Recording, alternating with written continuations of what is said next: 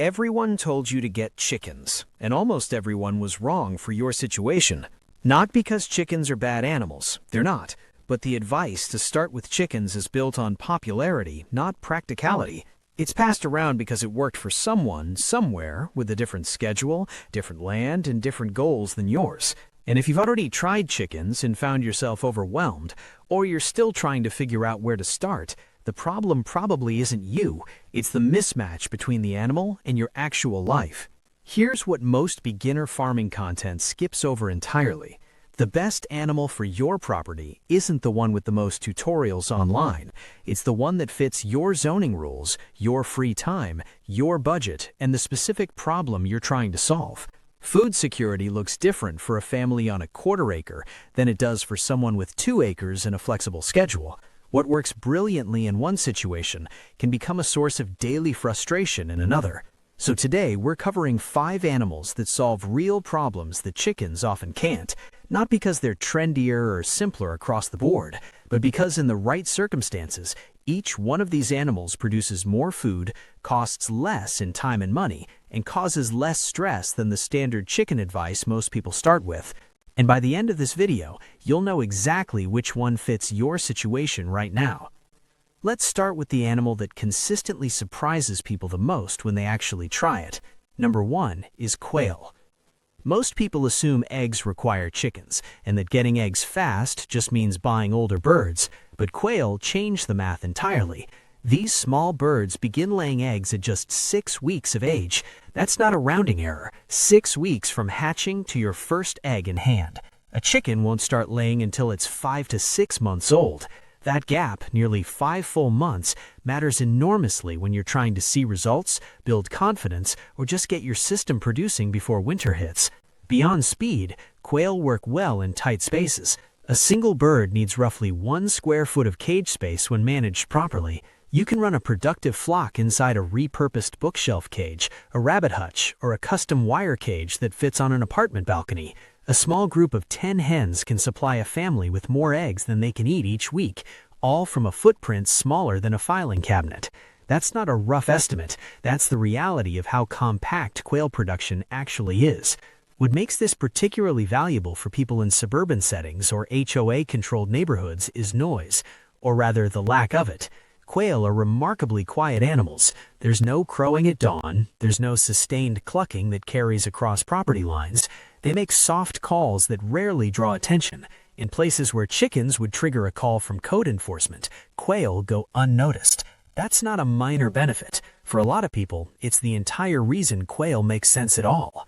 Now the eggs are smaller. You'll use roughly 4 to 5 quail eggs to match the volume of 2 chicken eggs, but you're getting those eggs faster, with less feed, on less land, and with far fewer regulatory complications. For someone dealing with space restrictions or zoning limitations, that trade-off isn't a compromise, it's the right tool for the job. Production is consistent once your flock is established. A healthy laying hen produces around 5 to 6 eggs per week. Keep 10 hens, and you're looking at close to 4 dozen eggs weekly. That's enough to cover your household and start sharing, trading, or selling the surplus. Many small-scale quail keepers find that selling eggs to neighbors or coworkers covers their feed costs entirely within the first few months.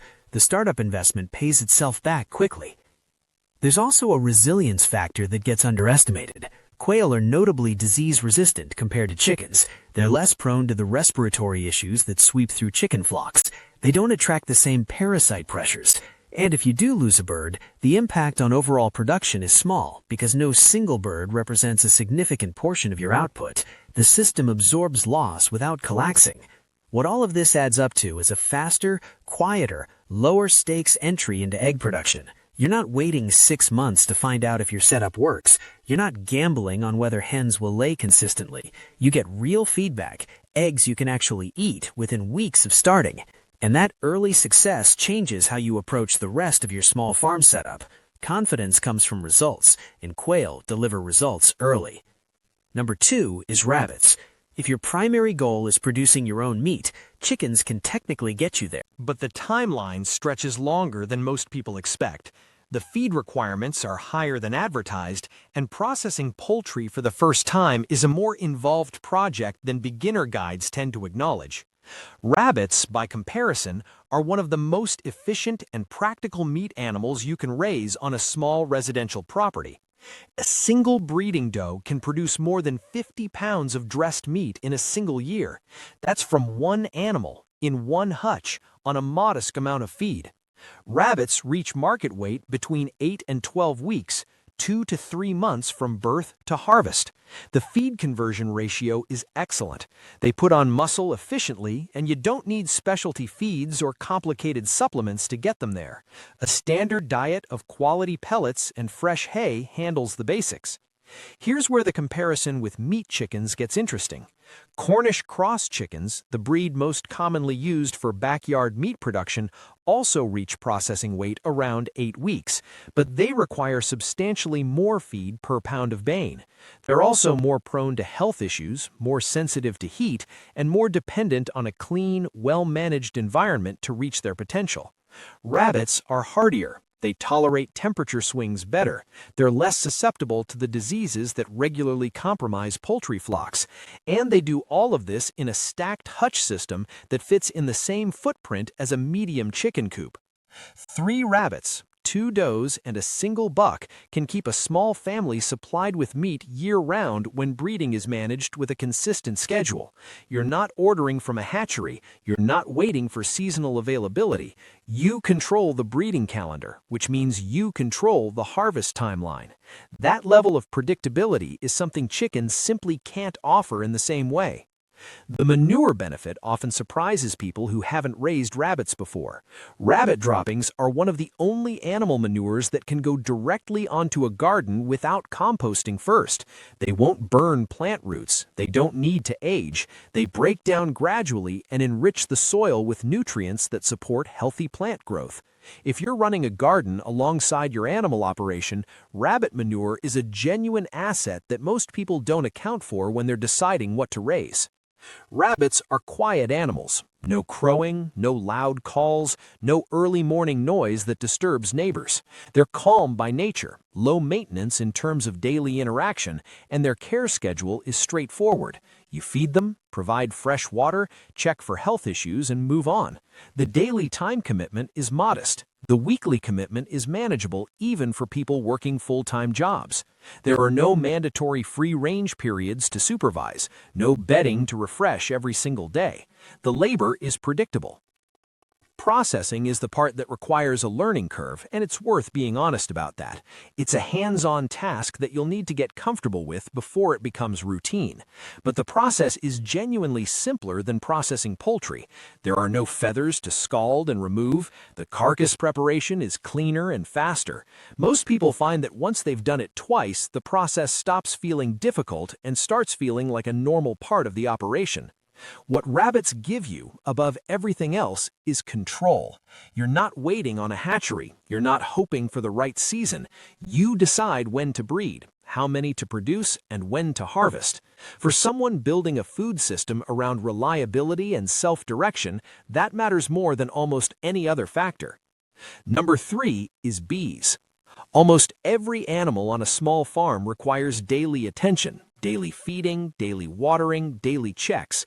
Bees don't work that way, and that difference is exactly why they fit into busy lives when other livestock options don't. A healthy, established hive largely runs itself. You're not out there every morning with feed and water. You're not refreshing bedding or monitoring health on a daily basis. During the active season, you visit the hive every couple of weeks, check that conditions are stable, ensure the colony has adequate space, and address anything that looks unusual. The rest of the time, the bees handle their own business. They forage, they build, they regulate temperature, and they produce. The output from a strong hive is substantial. In a favorable year, a well-managed hive can yield between 30 and 60 pounds of honey. Some hives in ideal locations produce even more. That's honey for your household, honey to give to neighbors, honey to bring to a farmer's market. At current retail prices, a modest harvest from a single hive can generate several $100s. Many beekeepers with just 2 or 3 hives find that the honey sales cover all their beekeeping costs and then some.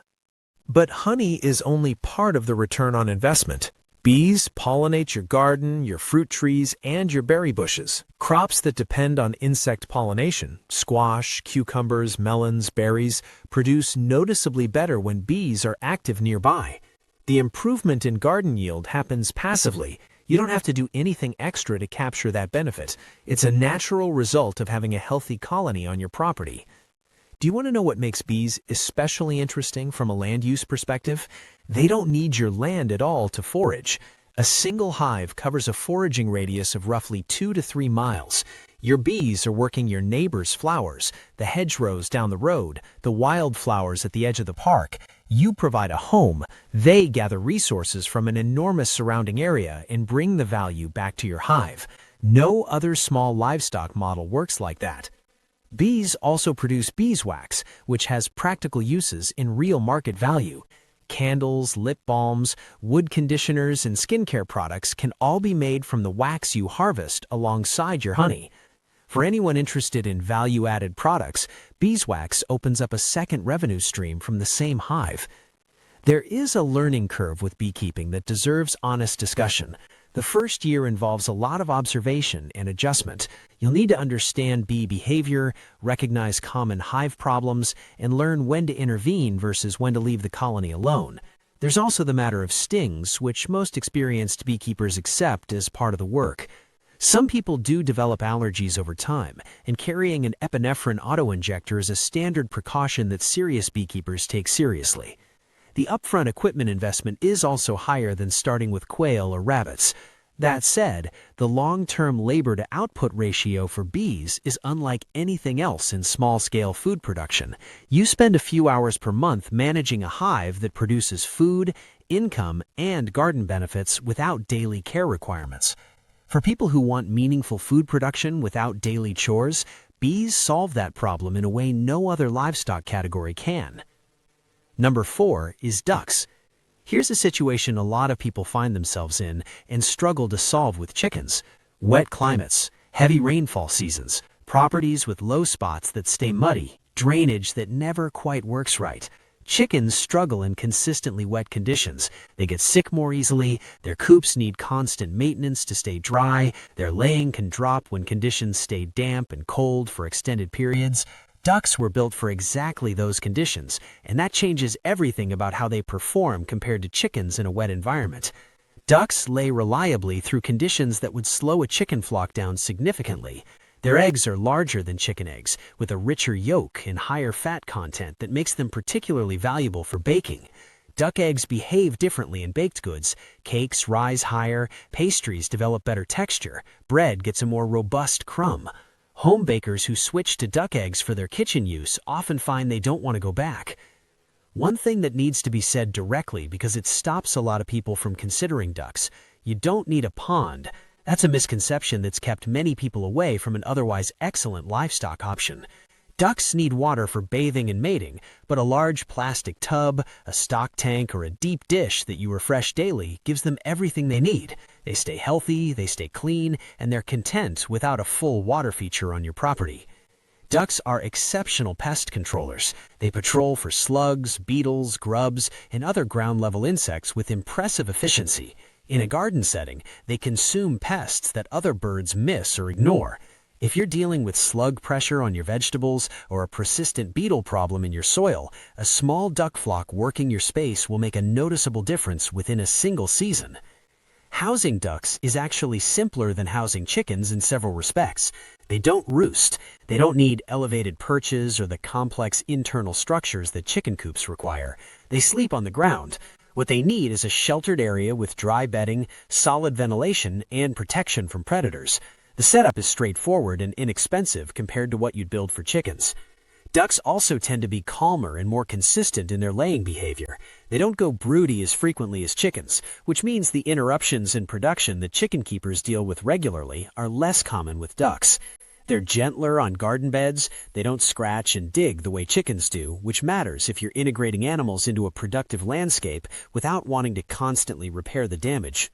The one management challenge with ducks is water. They spill it, they mud it up, they turn any area around their water source into a wet mess if you don't plan for it. You'll need to think about drainage, rotating their access to different areas, or using spill-resistant waterer designs. It's a solvable problem, but it requires some forethought, and you should go in prepared for it rather than surprised by it. What ducks ultimately offer is resilience and performance in conditions where other animals slow down. They thrive in wet weather, they handle temperature variation well, they produce high-quality eggs consistently, they reduce pest pressure in your garden without being destructive to the beds themselves. And in many cases, duck eggs command higher prices than chicken eggs at farm stands and markets because of their reputation among bakers. If your land is wet, or your climate is rainy, or you've struggled to keep chickens healthy and producing, ducks solve problems that more chickens never will. Number 5 is goats. Goats carry a reputation that prevents a lot of people from seriously considering them. They're labeled as escape artists, as noisy, as land-hungry animals that require infrastructure most small property owners can't justify. Some of that reputation has truth behind it, but it misses what goats actually do and what they provide that no other small-scale animal can match. A dairy goat in full production will give you between half a gallon and a full gallon of milk per day during peak lactation. Over a 10-month lactation cycle, that's well over 200 gallons from a single animal. Think about what that means for a household budget. That's milk for drinking, for making yogurt, for producing fresh cheese at home, for making soap if you want to go that direction. The range of products you can produce from a single goat's milk is extraordinary, and the cost savings compared to buying those same products at retail adds up quickly. And you don't need extensive land to make it work. 2 goats, because goats are herd animals and need companionship to stay healthy and stress-free, can thrive on a quarter acre if you manage rotational grazing or supplement with hay and browse. That last part is actually an advantage. Goats are browsers, not grazers. They prefer weeds, woody shrubs, thorny overgrowth, and brush to clean grass pasture. If you have blackberry canes taking over a fence line, a hillside covered in invasive shrubs, or a brushy corner you've been meaning to clear for years, goats will work through it while simultaneously producing milk. You're getting land management and dairy production from the same animal at the same time without paying for either separately. Goats also convert feed to milk with impressive efficiency. Pound for pound, they produce more milk per unit of feed than cows do. The infrastructure requirements are far smaller. A solid 3-sided shelter, good water access, and proper fencing is enough to house a small goat herd. You don't need a full barn, you don't need heavy equipment, you don't need the investment scale that comes with keeping larger dairy animals. For people who are lactose intolerant or who find cow's milk difficult to digest, goat's milk is often a viable alternative. The protein and fat structure differs from cow's milk in ways that many people find easier on their digestive system. It opens up dairy consumption for households that had essentially given up on it. And products made from goat's milk, particularly aged cheeses and fermented options, have real market value if you ever decide to sell locally. The daily milking commitment is the aspect that requires the most honest assessment. Once a goat is in milk production, she needs to be milked every day without exception. You can't skip a day. You can't take a spontaneous weekend trip without arranging for someone to cover the milking. The routine is non-negotiable. If that level of daily obligation doesn't fit your life right now, goats aren't the right choice yet. But for people who can commit to it, the rhythm quickly becomes a natural part of the morning. It's grounding, it's productive, and the output makes it worth every minute. The fencing challenge is real and shouldn't be minimized. Goats are curious, intelligent, and highly motivated to test the perimeter of any enclosure. They will find weak spots. They will learn the gate latch. They will lean into loose sections of wire until something gives. Solid perimeter fencing, woven wire, electric, or a combination, is non-optional. It's the foundational requirement of keeping goats successfully.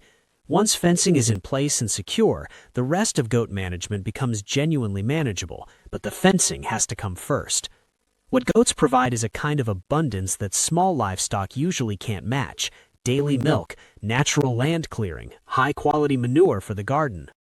Potential income from selling offspring or dairy products, and the experience of managing an intelligent, social animal that responds to handling, learns your routines, and develops a real relationship with the people caring for it.